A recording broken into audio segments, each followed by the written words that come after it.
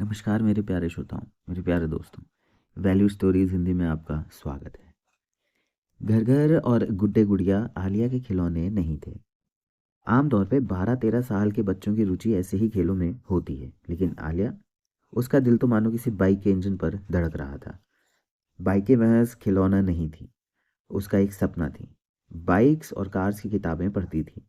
किसी बाइक या कार की आवाज़ से बता देती कि इसमें क्या कमी है, और बाइक चलाने को तो वो तरसती रहती।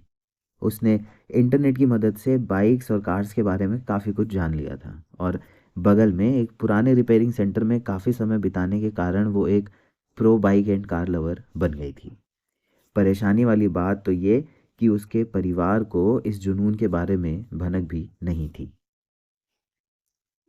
आलिया एक ऐसी दुनिया में रहती थी जहाँ सपने सामाजिक दबाव लड़का या लड़की के अनुरूप बनाए जाते थे। वे कहते थे कि बाइक लड़कों के लिए है, खाना बनाना सीख लो जो आगे काम आएगा। ये सब लड़कों वाली हरकतें मत करो। आलिया के आंसू रुकने का नाम नहीं ले रहे थे। उसके पास रखी एक बाइक की किताब के पन्नों पर आंसू गिर रहे थे। उसका जुनून उसे छीना जा रहा था।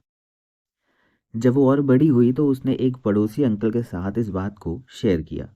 उसकी आंखें उत्साह से चमक रही थीं कि शायद वो उसकी कुछ मदद कर सके, लेकिन उसका जवाब सुनकर आलिया को तेज झटका लगा। जब उसने कह दिया कि सिलाई सीखो, अच्छा खाना बनाओ, इसी से एक अच्छी पत्नी बनती है। ऐसा लग रहा था कि उसकी दुनिया सिकुड़ रही है, जिससे उसके सपनों का दम घुट रहा है।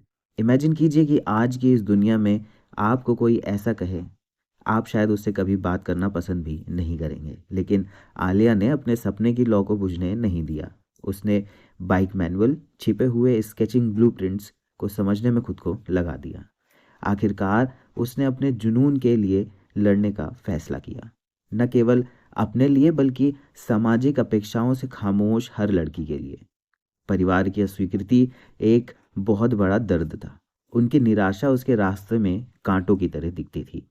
उसने छोटी-मोटी नौकरियां की, अपनी पहली बाइक के लिए एक-एक पैसा बचाया, एक साधारण सेकंड हैंड बाइक ले ली, जो उसका सपना था। अपने नॉलेज के बल पे उसने एक साधारण सेकंड हैंड बाइक को एक बेहतरीन चलने वाली बाइक बना दिया। एक दिन एक बाइक शोरूम खुलने वाला था, जो कि उसके शहर में पहला और काफ़ी आलीशान था। आलिया ने अपने ज्ञान और अटूट भावना से लैस होकर जॉब के लिए अप्लाई किया। हालांकि शोरूम का मालिक, शुरू में वह झिझका कि एक लड़की को क्या ही ज्ञान होगा, लेकिन मालिक उसके ज्ञान से भौचक्का रह गया। शायद इतना ज्ञान तो उसे भी न होगा। शोरूम उसकी पसंदीदा जगह बन गई। उसने सब कुछ सीख लिया। धीरे धीरे वह आगे बढ़ी, एक प्रीमियम सलाहकार बन गई। यहाँ तक कि सबसे अधिक संदेह करने वाले लोग भी उसकी विशेषज्ञता का सम्मान करने लगे। और आज जब वो धड़धड़ाती हुई शानदार बाइक से घर आती है तो उसके घर वाले भी गर्व से कहते हैं कि आ गई बुलेट रानी।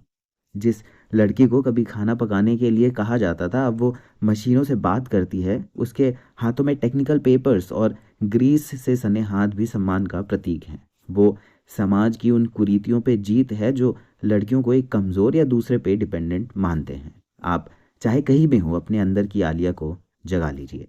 दोस्तों, यहाँ तक अगर कहानी आपने सुनी है तो चैनल को सब्सक्राइब कर लीजिए। आपका एक सब्सक्राइब हमें और अच्छी कहानियों के लिए मोटिवेट करता है। आप हमारे सब्सक्राइबर के जस्ट नंबर नहीं बल्कि एक अच्छे श्रोता हैं। मैं अगली कहानी बहुत जल्द लेके आऊँगा। तब तक अपना ध्यान रखिएगा। कहानी सुनने के लिए धन्यवाद।